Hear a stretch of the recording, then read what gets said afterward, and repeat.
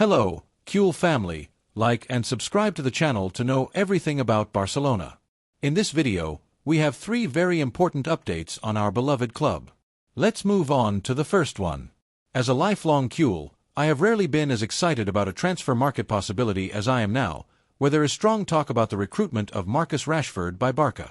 We're not talking about a simple, baseless rumor. According to several well-informed circles, the English forward is increasingly close to wearing the Blaugrana jersey. Marcus, currently on loan at Aston Villa until June 30th, should, in theory, return to Manchester United. But in practice, everything indicates that his immediate future could be very far from Old Trafford and much closer to Camp Nou. Hansi Flick has already given his approval to the operation, and Joan Laporta, aware of what this would mean for the project, is accelerating the timelines to seal a deal that could include the transfer of Ansu Fati to the English club. Personally, I find this operation as exciting as it is strategic, and I ask all of you, as Cools, how we experience this club, this passion. What do you think about this possible recruitment? Rashford is not just any name.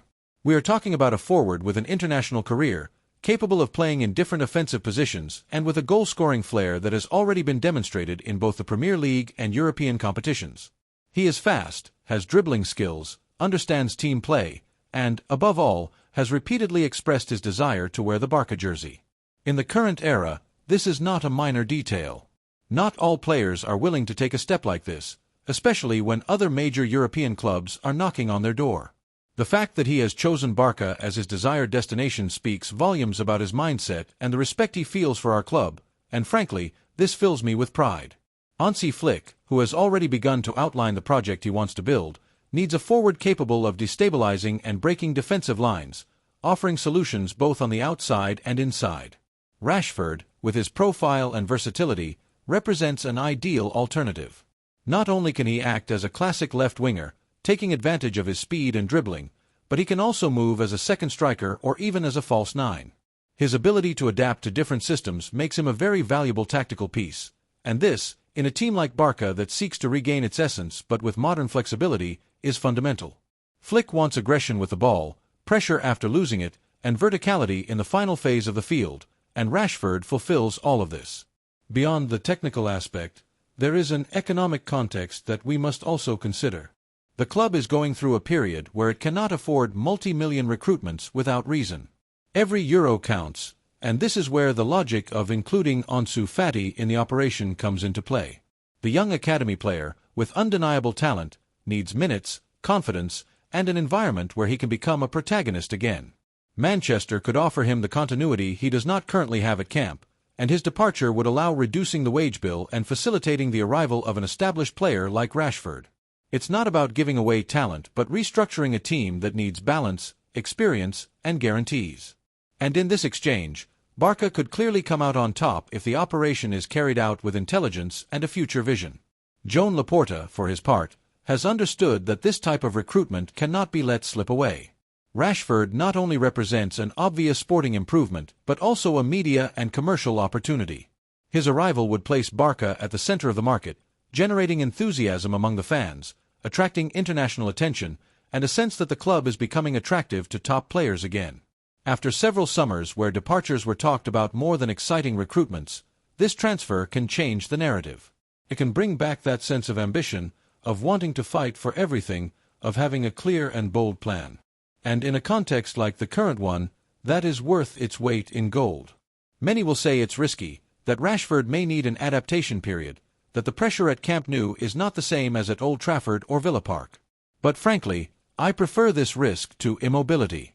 I prefer to recruit a hungry player with proven talent and a desire to conquer the world, rather than wait for things to change on their own. Barça needs bold decisions, and this is one of them. Moreover, it is a decision with solid foundations. The footballer wants to come, the coach wants him, the president is pushing for it, and the team needs him. We must also consider the player's age. Rashford is in his prime footballing maturity. He is not arriving as a promise who needs to grow or as a declining figure seeking one last adventure. He is arriving in full force, with physicality, experience, and potential still to be exploited. He can be key for 5 or 6 seasons at the highest level, and this, for a team that wants to build from the ground up but without losing immediate competitiveness, is a gem. We are not betting on smoke and mirrors but on real, measurable, and proven performance. And we must not forget the impact on the fans, because ultimately, what matters most is what we, the Kules, feel. And I, as one of you, cannot help but feel excited about this possibility. I imagine Camp Nou chanting his name after a run down the flank and a magnificent goal in the top corner. I imagine the connection with the crowd, his commitment on the field, his way of competing, and I believe many feel the same way. Barça has always had a special relationship with English players when they integrate well, and Rashford has everything to be one of those who leave a mark. It is clear that this will not be a simple operation. It will require good negotiation with Manchester United, adjusting the figures, evaluating the salary impact, coordinating with agents, and finalizing all the details, as there are clubs like PSG or Bayern who have also inquired about him. But none of them offer what Barça can, a team in reconstruction where he can be a protagonist, a mythical stadium to shine, and devoted fans who value passion as much as talent. Personally, I support this operation with all my strength. I believe it is a coherent, bold, ambitious, and necessary move. We are talking about a present and future recruitment that fits into what the coach wants and could mark a new stage in the Kule attack. And now I ask you, the Kules, what do you think? Do you believe Rashford is the recruitment we need? The second piece of news concerns an important decision in our club. As a lifelong Kule, as a supporter who has experienced every glorious step and every difficult moment with the passion that defines us, I believe we are at a crucial moment in the project. This is not just another summer with rumors, recruitments, departures, and speculations. This is a pivotal moment, a stage where Barça must act with intelligence, responsibility, and, above all, courage. In this context, there are decisions that may seem minor or even controversial at first glance, but when analyzed in depth, represent an important step towards the sporting and economic reconstruction of the club. And one of them, without a doubt, is the one that directly affects the future of Andreas Christensen. What seemed like simple speculation has taken shape over the days, and everything indicates that the Danish central defender could leave the club during this summer transfer window. This is not a traumatic departure nor a scandalous breakup, but rather a decision consistent with the needs of the team and the new direction that Hansi Flick, the new commander of this ship seeking to regain its lost course, is beginning to chart. And while I deeply respect Christensen for his dedication, commitment, and professionalism, I am also convinced that it is time for him to step aside, as he deserves minutes, a leading role, and continuity. For Barça, because it needs to free up space, reduce the wage bill, and pave the way for new profiles that better integrate into the footballing idea of the new technical staff. Last season was the clearest warning that his role in the team was diminishing. His minutes decreased, and although he never stopped being available, the truth is that he ceased to be a protagonist in the big matches. This was not due to a lack of attitude or alarming performance, but rather a matter of adjustment. Flick's football demands central defenders with a different mentality, a different pace, and other virtues. It is a football of high pressure, constant anticipation, and measured but bold risk in ball possession. And in this new model, Christensen no longer has the same place as before. The player himself knows this, and although his desire has always been to stay, to fight for a place, and to continue wearing the Barça jersey, he is also aware that he no longer has a guaranteed spot in the main rotation. He has been respectful, kept silent, did not generate conflicts, nor put media pressure, but in his circle, it is already recognized that he is beginning to seriously evaluate other options. And it is not without reason. At 28 years old, he is at the peak of his career. He can and should not settle for a secondary role, especially when he has a market in Europe and could land in a project where he would be guaranteed regularity. The options are not lacking. From Italy, there has already been talk of firm interest from Milan, a club where his profile would fit well, a team that needs solidity, values experience, and seeks to build a reliable defense to compete both in its league and in Europe. There has also been speculation about possible interest from England, where he left a good impression, and of course, the always tempting Saudi market has inquired about him, although this possibility seems more distant for now. The Dane wants to continue competing at the highest level, and this speaks well of his sporting ambitions. Meanwhile, from the club's offices, the idea is clear. If he does not fit into the coach's plans, the healthiest thing is to facilitate his departure. Not to get rid of an asset, but to free up the wage bill and generate margin for other incorporations. Flick needs to strengthen some key positions, and for that, he needs space both sportingly and economically. Christensen has a contract until 2026, and his salary is high. Keeping him without a leading role would only add weight to a team that needs agility and renewal. And this is where the figure of Hansi Flick comes into play. The German coach did not come to improvise. He has a clear roadmap, a recognizable identity, and a philosophy that collides head-on with the inertia of recent years. He wants a fast team, with quick transitions, bravery in pressing, and ambition in every duel. For this, he needs players committed to this model, not only in terms of attitude but also technically and physically. Flick has evaluated Christensen, analyzed him, and determined that he does not quite fit. This is a technical decision, not a personal one, and as a supporter, I can only support it. Furthermore, this possible exit must also be understood in the overall context of the club. We are not in a situation of prosperity. We cannot afford to accumulate high salaries without proportional returns. Every euro counts. Every salary must make sense. It is not just a tactical issue, it is a structural necessity. Financial balance is not an option, it is an obligation. And if Christensen's departure allows us to lighten the accounts and make way for more useful recruitments for Flick's idea, then it is a decision that must be applauded. I say this with respect but also with conviction. Barca needs players who are 100% aligned with the coach's idea, who integrate, perform, and contribute. And if a player, no matter how professional, no longer has that place, the best thing is to step aside. That is how great clubs function, that is how solid projects are built. It is not about accumulating names but building teams, functional, balanced, committed teams.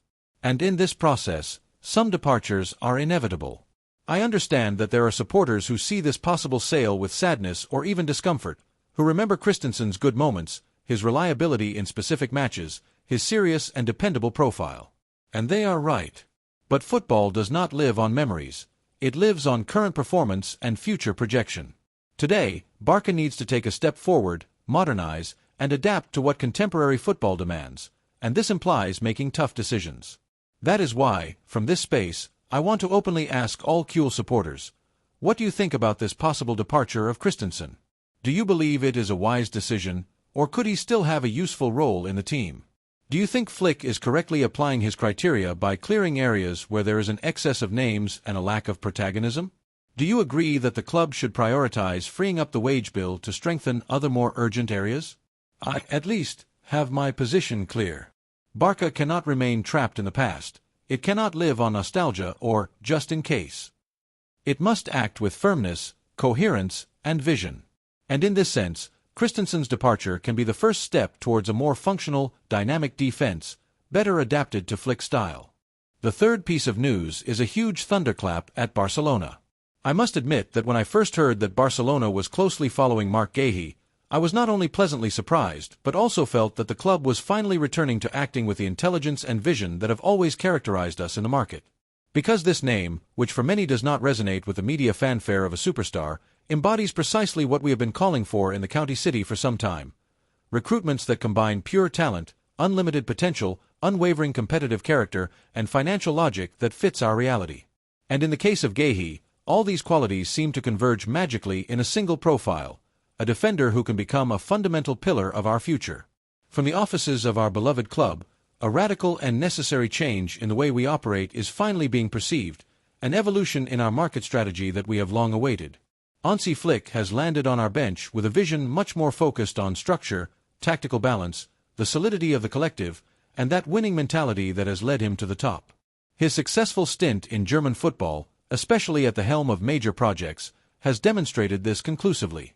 He is not a coach who is dazzled by the mere name of a jersey or the renown of a player, but by the player's real ability to adapt to his system of play, his tactical demands, and his philosophy of pressure and control.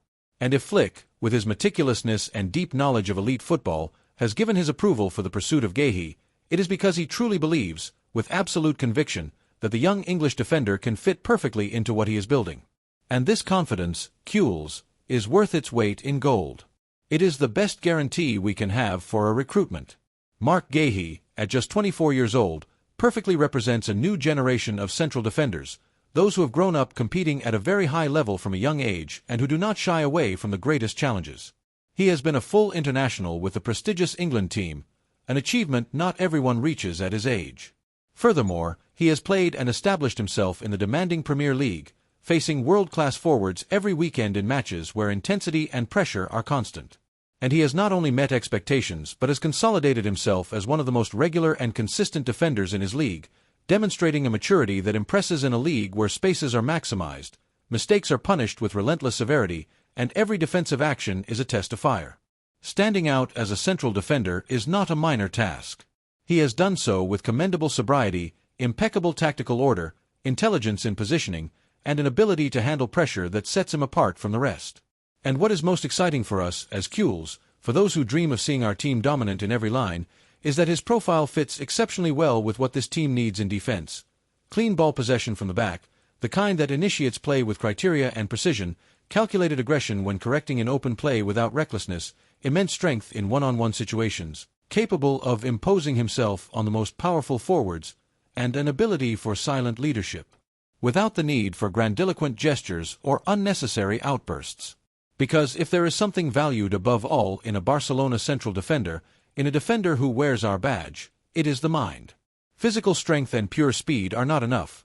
One needs game reading, serenity in moments of tension, knowing when to take risks in ball possession and when not to, when to contain the rival and when to anticipate the play. Guehi has demonstrated on multiple occasions that he has this tactical maturity, that he is capable of supporting advanced lines, playing with controlled risk without falling into the panic of disorder. This quality, so necessary for a central defender in our system of play, is certain. It is true that the club is currently working on other priority operations, some out of urgent necessity, others due to a market opportunity that cannot be missed. But what is important here, what reassures us and fills us with confidence, is that the essential is not being neglected, building a solid block from the back, a defensive foundation that gives us the necessary stability for the offensive talent to shine without worries. We have already seen, unfortunately, what happens when we improvise in defense, when we bet on profiles that do not have the necessary adaptation to our style or on names that, despite their reputation, do not fit the model of play we defend. We cannot, in any way, repeat these mistakes that have cost us so much, and recruiting Guehi would be a firm, decisive, and coherent step to leave behind this tendency towards defensive instability. Moreover, from a purely institutional and financial perspective, crucial in these times, it is very positive that the club is thinking medium-term about this type of operations. If the player's contract is approaching its final phase, this opens a perfect window to negotiate under much more favorable conditions, without the urgency of paying exorbitant transfers. It is not about waiting eternally for the contract to end, but about being well-positioned, conducting exhaustive follow-ups, and acting shrewdly for when the right moment comes, the one where we can conclude the operation at a fair price and beneficial to our interests. Barcelona, in these times where every euro counts and economics is a determining factor, cannot afford to pay inflated clauses or participate in irrational bidding wars that would financially drain us. It must be shrewd, anticipate market movements, move before other major European clubs, and be attentive to the British market, to the Premier League. This is a sign of intelligence and open-mindedness that we applaud. For a long time, this market was ignored due to tactical or economic prejudices, perhaps due to a somewhat endogamous vision. Betting on him is telling people that something serious is being built, something with solid foundations, looking beyond the immediate present, the urgency of the next match, not just reacting to unexpected injuries or last-minute absences, but planning the defensive model with time, coherence, and a future vision. And this, in a club like Barcelona, where not only winning titles is demanded but doing so with a recognizable style and a non-negotiable philosophy, is fundamental. Because a team with an identity, a defined personality, is not born overnight.